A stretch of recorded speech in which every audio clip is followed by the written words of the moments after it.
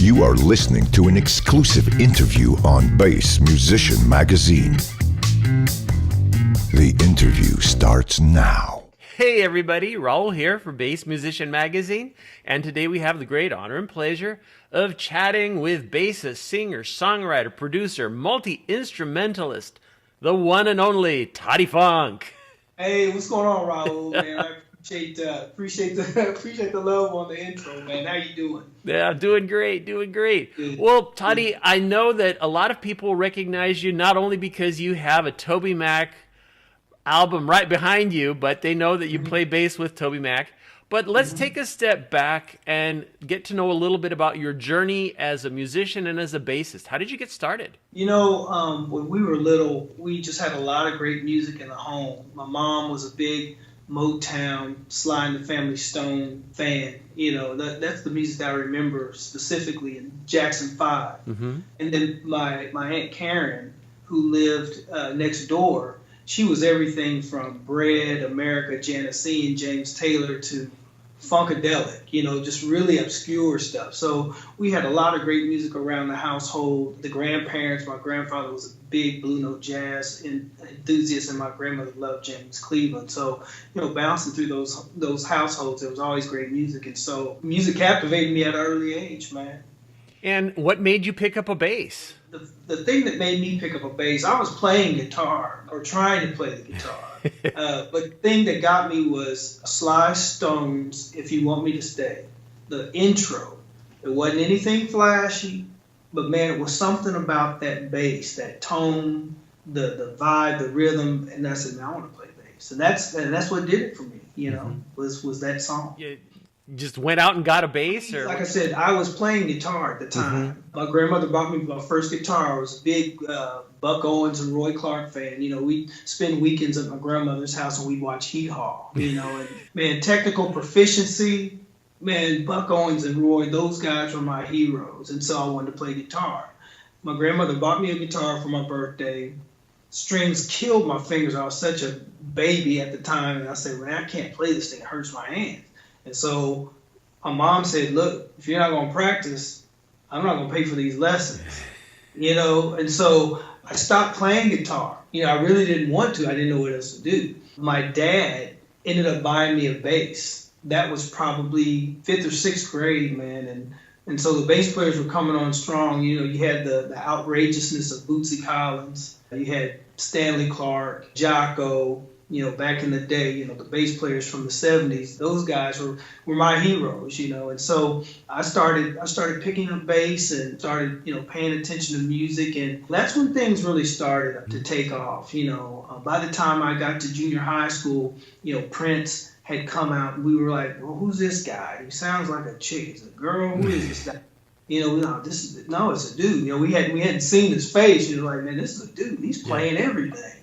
You know, so even though Stevie Wonder, Prince's predecessor, was playing multi-instruments, Prince, man, he just seemed to take it to another level. And that's when things got real serious. You know, we're like, okay, he's not only playing guitar, but he's playing bass, drums, he's playing keys, he's singing. So we were like, that's what we need to be doing. The 70s bands, Earth, Wind and Fire, Confunction, Commodores, Bar-Kays, Slave, Gap Band, you know, that whole era of bass-driven music was what I really resonated with. That is where my soul resonated musically. Were you taking did you switch over to take classes on bass? Dude, I tell you what, man, it's a trip. I tried to take lessons. I really did, you know, because I always wanted to be a great bassist, but for some reason, I just didn't have the stick-to-itiveness to stay with the lesson. So I got a lot of grace, you know what I'm saying? Because, you know, I'm a professional basis. You know, that's what I do as a profession. I earn a salary, you know, I travel the world. That's what takes care of Todde Funk and his family. I still feel like such a student, and sometimes I feel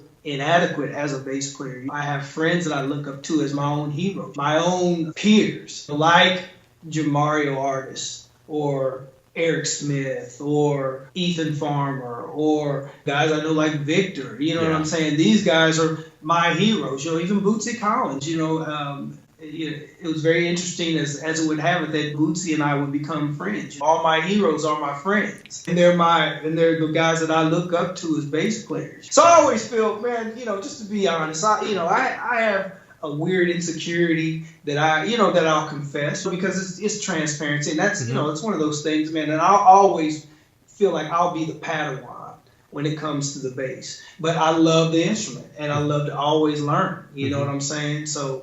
That's what it is. I got a lot of grace because I had natural ability and talent, and I had great musicians like my cousin who was a guitar player. I played with his band. There was nurturing that went on there. Discipline came from older guys that saw talent, and they just challenged me to be the best bass player. Quit playing that easy stuff. Go listen to some Stanley Clarke or some Jocko. You know what I'm saying? Quit listening. You already got that. Yeah. Go learn this stuff over here.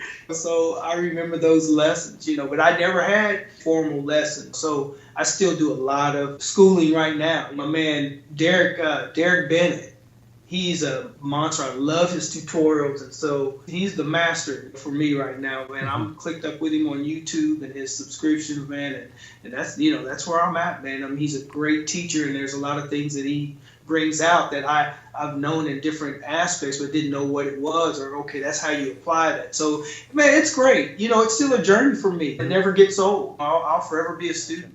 Well, and what we have seen is, as many people as I talk to, there are so many roads to travel as a bassist, as a musician. I don't think there's necessarily a right or wrong one. I do know that there is a lot of controversy sometimes where people go, no, you got to do it this way or you got to do it that way.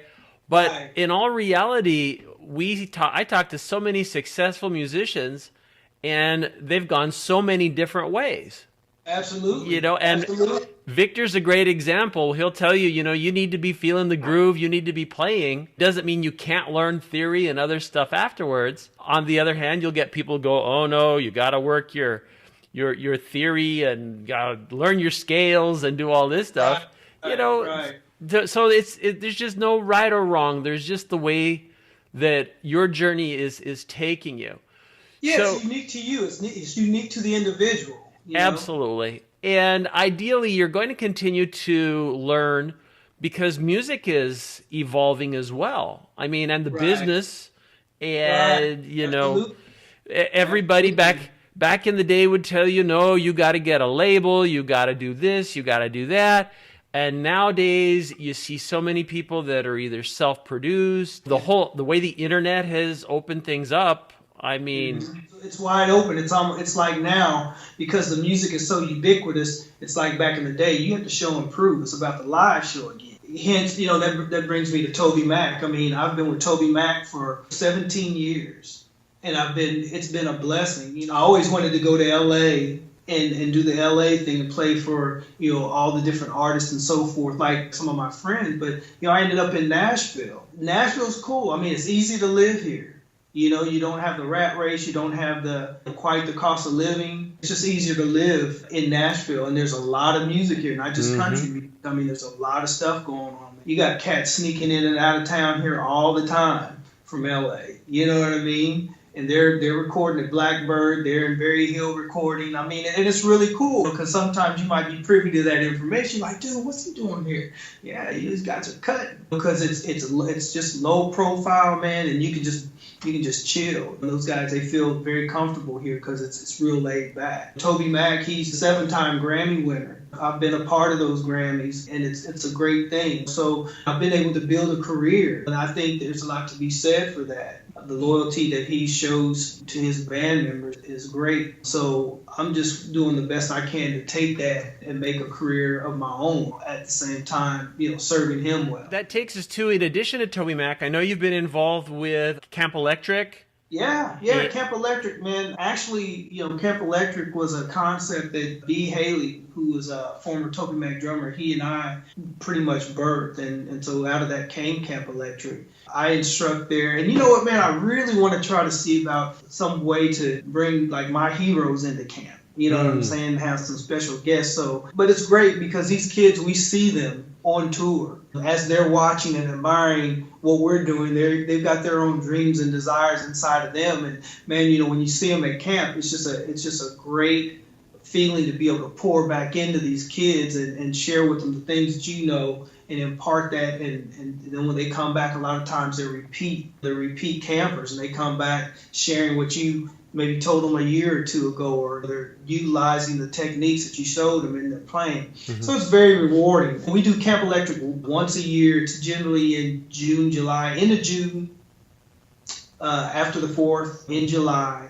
And we've been doing it here in Nashville at Tribeca University, which is a really cool experience for the kids. You know, they're away from home, they're in a campus-style atmosphere, and they're hanging with their heroes, quote unquote. It's been a great thing, man. I've been a part of it since its inception, so it's something I'll always continue to do. And I would be remiss, I know, because my attention keeps going to the DNA ant behind you. We should probably talk a little bit about gear. What gives you your voice? Let's talk about gear. DNA amplification. David Nordchow, he's at it again and done it again. It's a great product. Eric Smith, great friend and awesome bassist, shared DNA with me and introduced me to John. And you know, we started talking. John and I started talking, and I said, "Well, man, you know, I'd really like to check your stuff out." It was love at first sight. I mean, I play Marco bass, you know, pretty much exclusively, man. I mean, I'm a Fender Jazz guy, but man, Marco knows how to build a bass. This bass, man, they play themselves. Sometimes I have to fight with the others, so I just, you know, I kind of lean toward these killer Marco basses. But the tone and the sound that I get with both the Marco bass and the DNA, man, it's just a great combination, especially for what I do as a solo artist. You know, well, I'm actually waiting on the 1350. I've got the 800 right now as far as the head, and I've got the single 12. And it's got the horn, and then I've got 2 10s with the horn. It's really worked out well. You know what I'm saying? I didn't think it was going to be enough.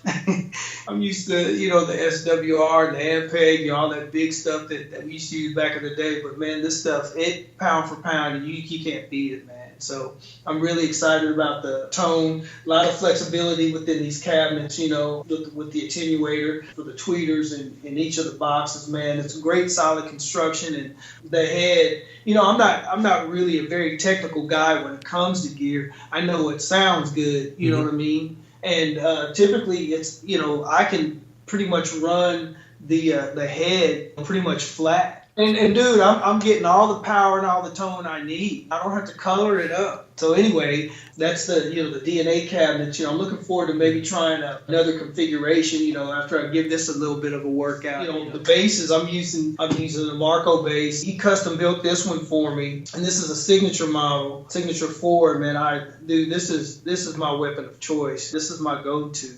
I love Marco's, you know, just the love he puts in his equipment, you know, pickups, you know, those are, you know, his pickups, and I think he's using his own preamp now too. So the new bass I got to make, I said the new one needs to have your preamp in it, Marco. You know what I mean?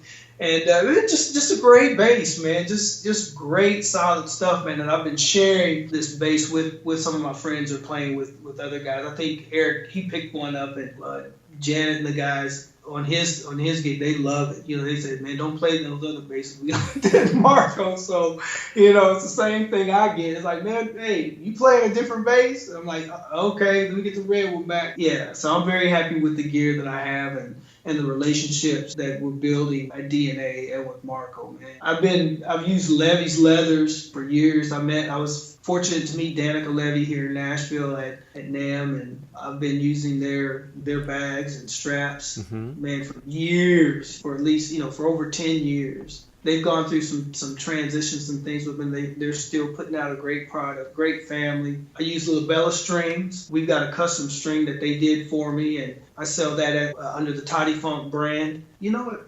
I'm trying to think if I have. I think they're all gone. I'm all out. I'm waiting on an order right now. I can't keep them. Those are typically things that I sell at shows and at camp and things. And it's hard to keep them in stock. So I've already ran out. I've got another order coming in. And I don't use a lot of pedals with Toby Mac now live. We did in the beginning, but I've got what I call an almost bootsy setup. I'm using the MXR Fax pedals. I've got the doubler, you know, the octaver, envelope, distortion, the compression, And that's it. If I use anything, those are the only things I use. Just the octaver, the envelope. Those are my favorite. I like to double those together a lot of times to get that almost bootsy sound, you know. Yeah. The compression and the distortion, man. And that's how I rock, man. Just meat and potatoes. Looking ahead, what projects are you working on? What things are coming down the pike?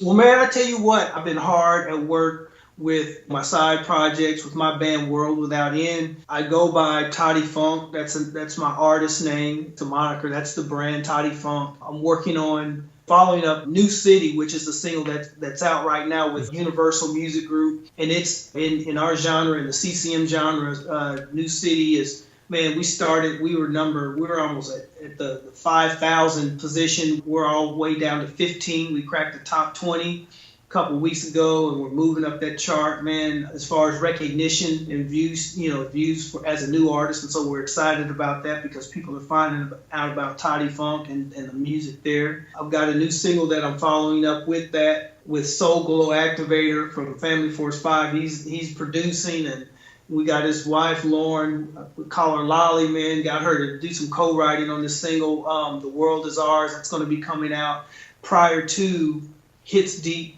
2019, which will kick off into January. So there's a lot going on. I've got a new single coming out soon. We'll follow up with another single in the spring, and then a record for summer. You can be looking out for that. All the music is on Spotify, Todde Funk, ToddeFunk. That's all my social medias on Instagram, Facebook, Twitter, Spotify is Todde Funk, ToddeFunk. The single that's out now is called New City. It's a fun single, man. It's funky horns, funky bass, rhythm guitar sticking all over the place, man. I mean, it's very cool. You know, when Bruno Mars, when they released Uptown Funk, I said, okay, it's time again. I just basically said, okay, here we go. And it's time for funk to be back on the airwaves, and that's what I do. And so that's where we landed, man. And we've got a single that's starting to do some things, man. We're really excited about it. Yeah.